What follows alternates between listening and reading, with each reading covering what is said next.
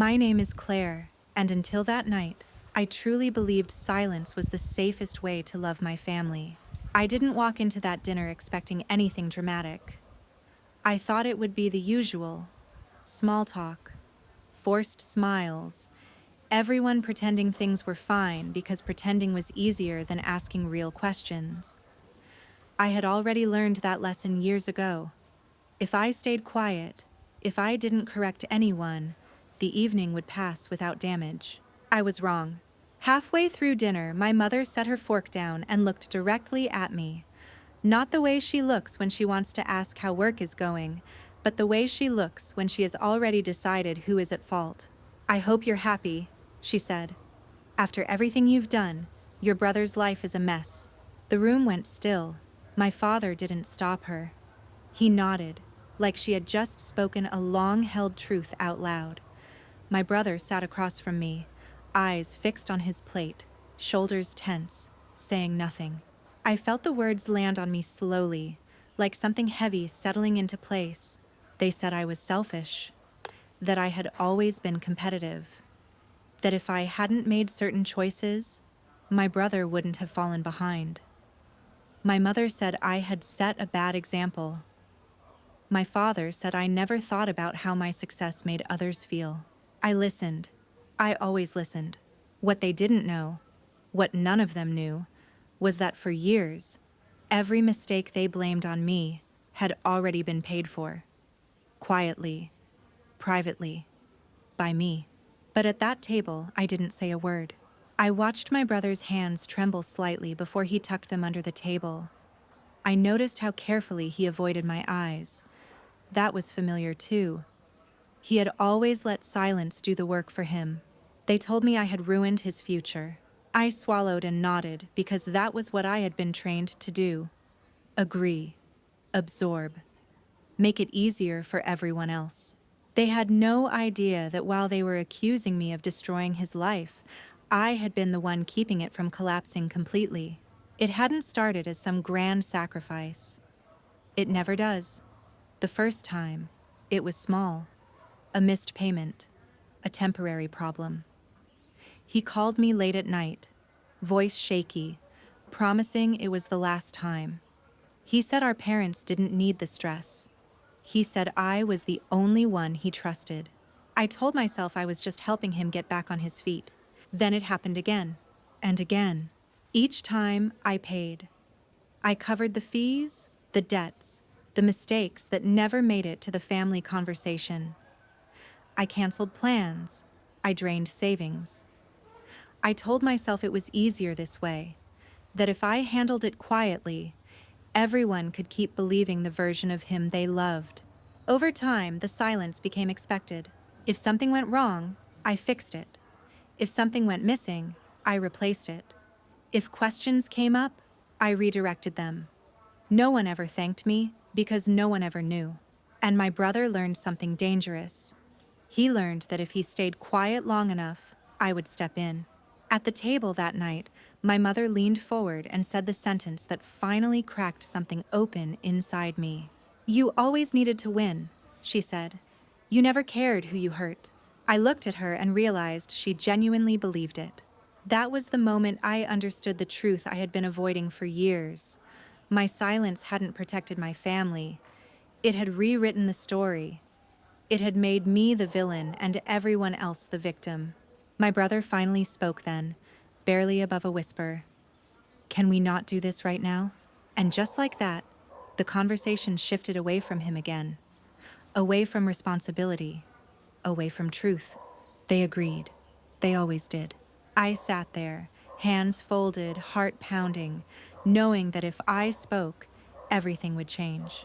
The version of the family they were comfortable with would shatter. The lies would have names. The numbers would have dates. And for the first time, I wasn't sure I wanted to protect them anymore. They accused me of ruining his life. What they didn't know was that I was exhausted from holding it together for him. And I was closer than they realized to finally letting the truth speak for itself. The strange thing was, none of this felt sudden to me. Sitting there, listening to my parents list my failures like they had been keeping score, I realized this story had been forming for years. That night was just the first time they said it out loud. I had always been the capable one, the one who didn't need help, the one who figured things out and didn't complain. When we were kids, if something broke, I fixed it. If someone got in trouble, it was usually because I spoke up while my brother stayed quiet. My parents called it maturity, responsibility, strength. What it really meant was that expectations settled on me early and never moved. When my brother messed up in school, they said he was under pressure. When I did well, they said I was lucky. When he struggled financially, they said life was unfair. When I stayed afloat, they said I was cold. Somewhere along the way, I became the buffer, the space between consequences and comfort. The first time I paid for his mistake, I didn't even tell myself it was a big deal. He had overdrafted his account and needed money fast. He said he was embarrassed. He said Dad would explode if he found out. I transferred the money and told him to pay me back when he could. He hugged me the next day and said I had saved him. That felt good, necessary. The second time, it was rent. He had lost track of dates. He swore it was a one-time thing. I paid directly, no questions asked. The third time, it wasn't just money. It was paperwork, calls, apologies written in someone else's voice. I handled it because I knew how, because I always had. I never told my parents, not because I was protecting him, but because I knew what would happen if I did. They would panic. They would choose sides. They would look at me and ask why I hadn't noticed sooner, why I hadn't helped more, why I hadn't prevented it. So I stayed quiet. Silence became a system. I fixed things. He avoided responsibility. They stayed comfortable. At family gatherings, my brother was still the one they worried about, the one they defended, the one whose potential had been derailed, and I was the comparison, the proof that he could have done better if circumstances were different, if I hadn't existed to cast such a long shadow. I started noticing how often my name came up when things went wrong for him. If you hadn't moved away, maybe he wouldn't feel so lost. If you weren't always so independent, maybe he'd ask for help. If you didn't make everything look so easy, maybe he wouldn't feel like a failure. It was subtle at first, then it wasn't. Meanwhile, I was paying for his lost time, covering debts, fixing records, catching problems before they reached daylight. Every transfer came with the same promise. I'll fix it, I swear. I believed him longer than I should have, not because I was naive, but because I was invested. If he failed publicly, then all the years I had spent quietly holding things together would mean nothing. The truth would come out, and with it, questions I didn't want to answer. Why didn't you say something sooner? Why did you let it go this far? Why did you think it was your job? So I told myself I was choosing peace, but peace has a cost, and I was the one paying it. By the time that dinner happened, I had stopped counting how many times I had stepped in. I only noticed the weight, the constant awareness that one wrong move from him could pull me under too. When my parents accused me of ruining his life, what hurt wasn't the words. It was the realization that my silence had worked too well. They didn't see me as someone who had helped. They saw me as someone who had taken too much space, too much success, too much attention. They had no idea how much of my own life I had quietly traded to keep his intact. And sitting there, listening to them talk about sacrifice and family loyalty, I felt something shift.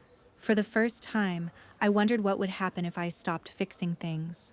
Not out of spite, not for revenge, but because I was tired of being blamed for damage I had spent years preventing. And that question, what happens when I stop, refused to leave me alone. I didn't stop that night. Not yet. After dinner ended, my parents hugged my brother the way you hug someone you think is fragile. They told him things would get better, that he just needed time, that family sticks together when things are hard. They didn't hug me. I drove home with my hands tight on the steering wheel, replaying every word in my head. Not to argue with it, but to understand how we had arrived there, how I had become the reason his life fell apart in their eyes. That night, my phone lit up with a message from my brother. "I'm sorry they went so hard on you." No explanation, no denial, no truth. Just enough sympathy to keep me quiet. I stared at the screen longer than I should have. Then I typed back, "It's fine," because that was my role, the one who made things easier. 2 days later, he called.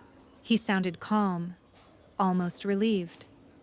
He told me there was one last thing he needed help with, something from the past that had resurfaced, a notice he hadn't expected.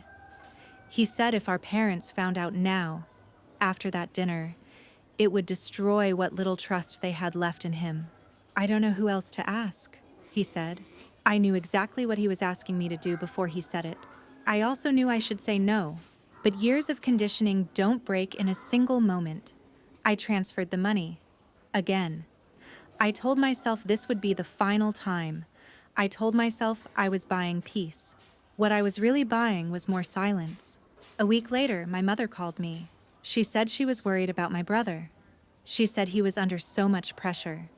She said she hoped I wasn't adding to it by being distant or judgmental. I almost laughed. Instead, I reassured her. I always reassured her. I told her he would be okay. I told her things take time. I didn't tell her I had just covered another mess she didn't know existed. The pattern became impossible to ignore after that. Every time my brother failed quietly, I paid loudly, in my own life. Delayed plans, missed opportunities. Stress I didn't share with anyone because it would complicate things. And every time my parents talked about him, they spoke like he was unlucky. When they talked about me, they spoke like I was responsible. I started keeping records. Not because I planned to expose anything, but because something in me needed proof that I wasn't imagining it. Dates, amounts, messages asking for help, followed by promises, followed by silence. Looking at it all in one place was sobering. This wasn't a phase. It was a system. One that depended entirely on me staying invisible. The hardest part wasn't the money. It was the way my brother let it happen. The way he never corrected them. The way he let their frustration land on me because it was easier than facing it himself. At family gatherings, he would joke about how I had it together. My parents would laugh and say I was intimidating without meaning to be. And I would smile, because correcting them would mean tearing the whole thing open. But something had changed after that dinner. The accusation stuck with me. "You ruined his life." I started hearing it in moments that had nothing to do with my family, at work, with friends. In the quiet spaces where I usually felt confident, it made me question myself in ways I hadn't before. Had I made things worse by always stepping in? Had I made it easier for everyone to believe this version of the story? One evening, I pulled up my bank statements and looked at the total. The number sat there, unemotional and final. That amount could have changed my life. Instead, it had been spent making sure someone else never had to fully face theirs. That was the moment I understood something important. I wasn't just enabling my brother. I was teaching my parents that I could absorb anything. And people don't stop taking from someone who never pushes back. I didn't make a decision that night. I wasn't brave yet, but I felt the edge of something dangerous and necessary forming. For the first time, I imagined what it would be like to let the consequences reach the people who had been avoiding them. And I knew that when that moment came, there would be no way to control how everything fell apart. The moment came sooner than I expected. It started with a call from my father on a Tuesday afternoon.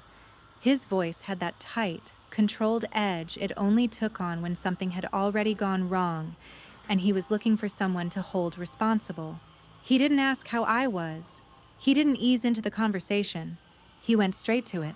"We need to talk about what you've been doing to your brother." I stood in my kitchen, phone pressed to my ear, feeling that familiar pull in my chest.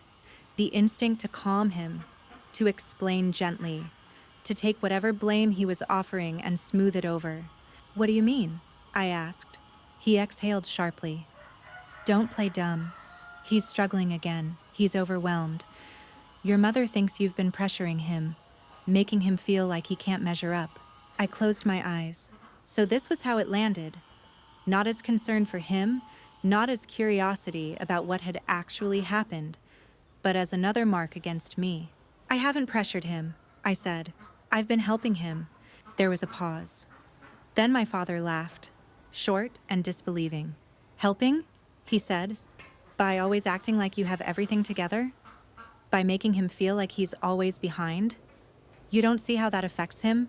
Something in me went quiet. Not angry, not defensive. Just clear. I've been paying for his mistakes, I said slowly. For years. Silence on the other end. That's not funny, my father said. I'm not joking. He told me I was exaggerating. That if something like that were true, they would know. That my brother would have said something. That I had a habit of seeing myself as a martyr. That word, martyr, did something to me. Because martyrs choose suffering, I had chosen survival. I told him I could prove it. Transfers, messages, dates, amounts. He didn't want to hear it. We're not doing this, he said.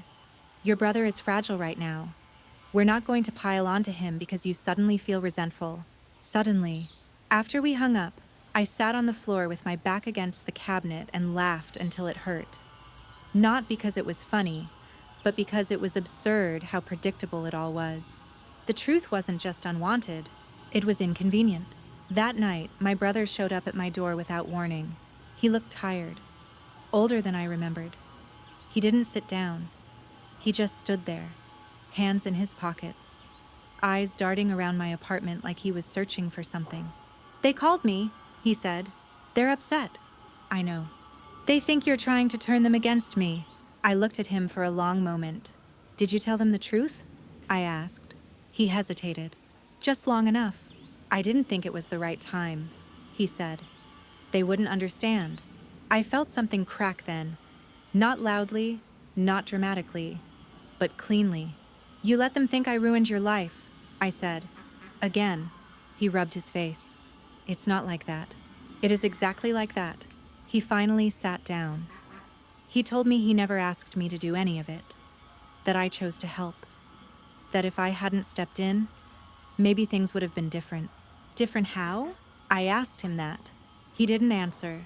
Instead, he said something I don't think he realized would change everything. If you stop now, he said, they're going to find out. There it was. Not fear of consequences, fear of exposure. I stood up and walked to my desk. I pulled out the folder I had been avoiding for months. I laid it on the table between us. I'm done, I said. No more payments. No more fixing. No more silence. His face drained of color. You can't just do that, he said. You'll destroy everything. I shook my head.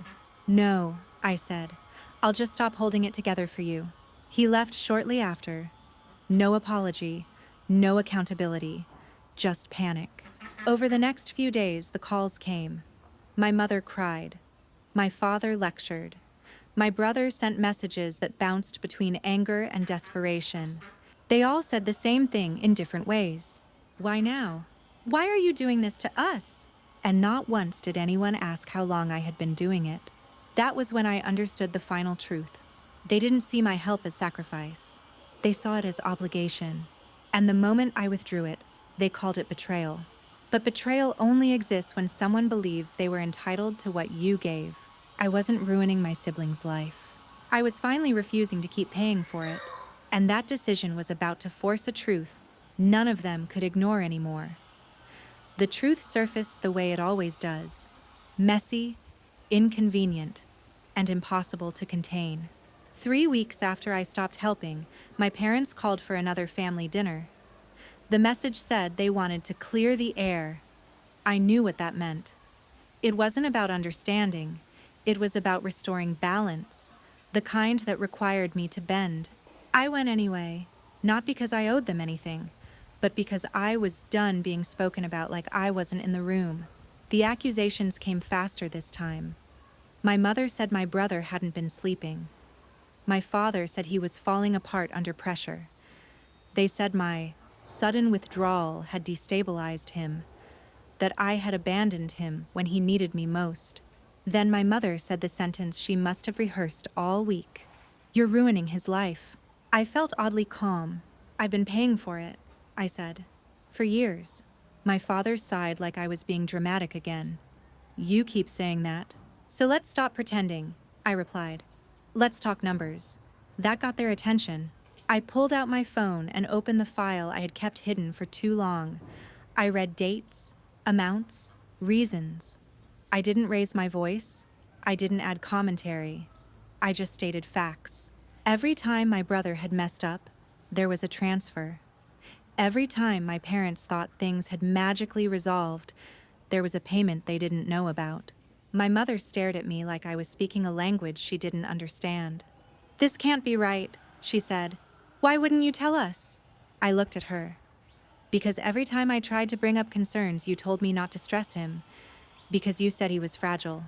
Because you taught me that being strong meant handling things quietly." She turned to my brother. "Is this true?" she asked. He didn't answer right away. The silence stretched, heavy and unmistakable. Finally, he nodded. "Yes," he said.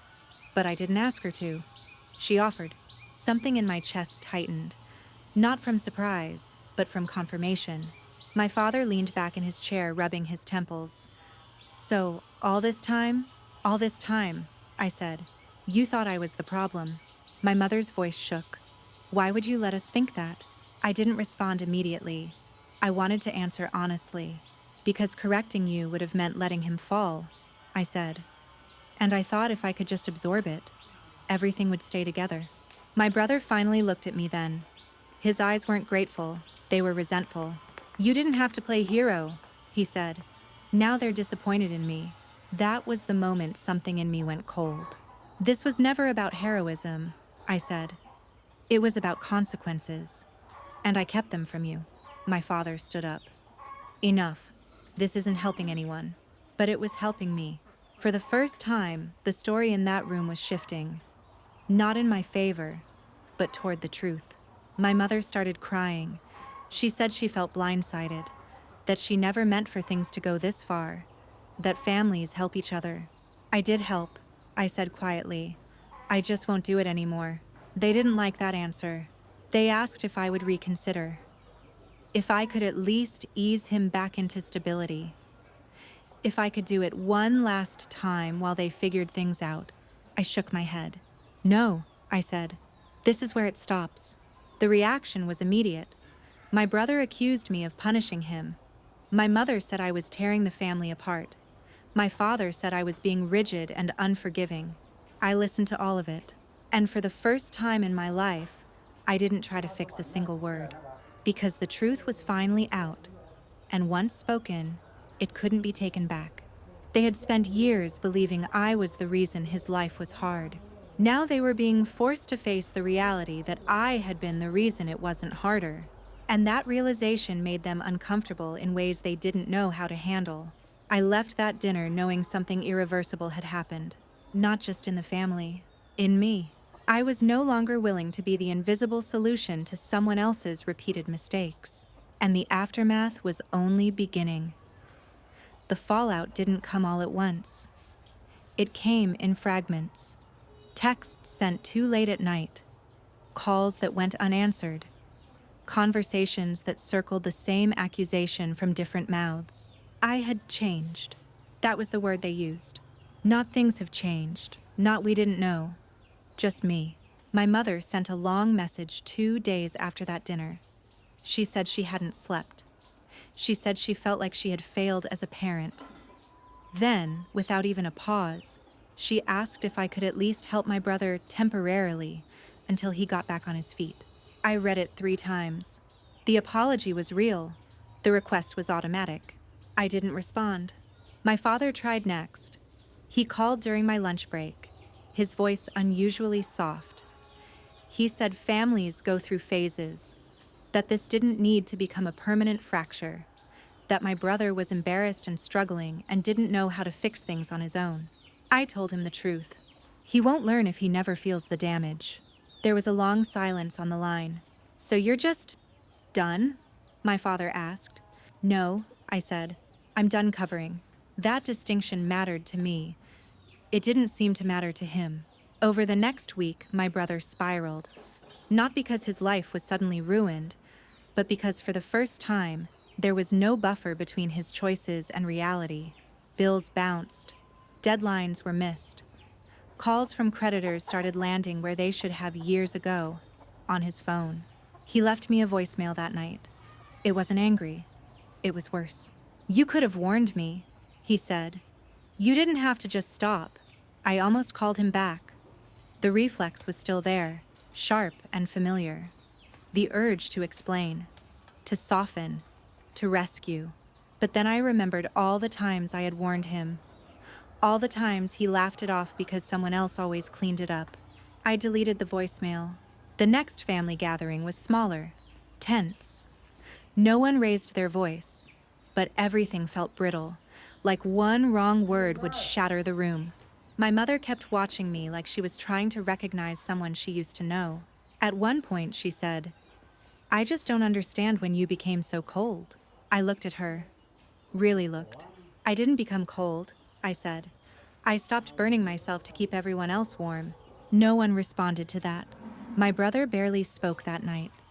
He sat quietly, scrolling on his phone, the confidence he'd worn for years stripped down to something uneasy.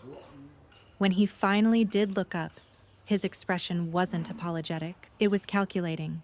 "I just need a little time," he said to the table. "Once things stabilize, I'll be fine." I didn't say anything. I knew better now. Because once things stabilize had always meant once someone else steps in. Later that evening, my mother pulled me aside. Her voice was low, almost pleading. "Do you know how this makes us look?" she asked. That was it. Not "Are you okay?" Not "Why didn't you tell us sooner?" Just optics. Something settled inside me then. Quiet. Final. "I'm not responsible for managing the image of a life I've been quietly funding," I said. Her face tightened. "You're being cruel." "No," I replied. "I'm being honest." I left early. Driving home, I realized something unsettling. I wasn't sad. I wasn't even angry. I felt light. For years, my role in the family had been invisible, but essential. Like a beam hidden inside the walls, holding everything up while being blamed for the cracks. Now that I'd stepped away, the structure was starting to show its real weaknesses, and they didn't like what they saw. A few days later, my brother sent one last message. "If you don't help me, don't expect me to forgive you." I stared at it for a long time. Then I typed back, "You're not entitled to forgiveness for consequences I prevented." I blocked his number after that. Not out of spite, out of necessity. Because I finally understood something that had taken me years to accept. I wasn't ruining his life. I had been protecting him from it. And the moment I stopped, everyone else was forced to see the truth they'd avoided for years, including me. The silence that followed wasn't empty. It was earned. And for the first time, it belonged to me. Time did what arguments never could. Without me quietly absorbing the damage, the family dynamic didn't explode. It exposed itself. A month passed, then two. No dramatic apologies, no sudden self-awareness, just reality pressing in, slow and unavoidable. My brother moved back home, not as a triumphant return, as a necessity. My parents didn't announce it. I found out through silence, the kind that tells you conversations are happening without you, the kind that used to make me anxious. This time, it didn't. When my mother finally mentioned it, she framed it carefully. "He just needs structure," she said. "Guidance." I nodded. "Then this is a good opportunity for him to learn." She looked at me sharply, like she wanted to argue. Then she didn't, because something had shifted. They couldn't accuse me anymore. Not convincingly. Not after the numbers. Not after the collapse that followed my absence. At the next family gathering, the tone was different. No one brought up the past directly. No one apologized either. But the narrative had lost its certainty. My brother was quieter now. Not humbled, just unsure. He avoided my eyes. When he did speak, his words were careful, like he was testing the ground. At one point, my father asked him if he'd followed up on a job application. "I'm working on it," my brother said. The table went silent. That silence used to land on me. An unspoken request to step in, to smooth it over, to buy time. This time it didn't. My father sighed and said, "You need to take responsibility." The words weren't revolutionary, but they weren't aimed at me. I didn't react. I didn't smile. I just sat there, present but no longer positioned as the solution. Later, as I was putting on my coat to leave, my mother stopped me near the door. "I wish you'd told us sooner," she said. I met her eyes. "I did," I replied. "You just didn't listen." She opened her mouth, then closed it again. That was the closest thing to acknowledgement I was going to get. And surprisingly, it was enough, because I wasn't waiting for validation anymore. I had already paid too high a price for approval that only existed when I was useful. In the weeks that followed, my life grew quieter, not emptier, cleaner. No emergency calls, no last-minute transfers, no guilt disguised as concern. I focused on my own work, my own plans, things I'd delayed for years because someone else's crisis was always louder. One afternoon, I realized I hadn't checked my phone in hours. That had never happened before. The absence of chaos felt unfamiliar at first, like a ringing that had suddenly stopped. But slowly it became peace. Then, one evening, a message came through from an unknown number. It was my brother. "I get it now," it said. "Not fully, but more than before." I stared at the screen. There was no apology, no accountability, just awareness, tentative and incomplete. I didn't respond, not because I was cruel, because understanding without change is just another delay tactic, and I was done waiting. What I learned through all of this was simple, but it cost me years to accept. You can quietly save someone for a long time, and they will still believe you're the villain the moment you stop. Not because you harmed them, but because you removed the illusion that they were fine. My parents spent years telling me I was the reason my siblings struggled. The truth was harder. I was the reason he didn't have to face himself. And when I stepped away, they had no one left to blame. I didn't ruin his life. I returned it to him. The version without buffers, without bailouts, without someone else absorbing the consequences. And for the first time, the story everyone told about our family finally matched reality. Not a dramatic ending, not a victorious one, just a quiet reckoning. And that was enough.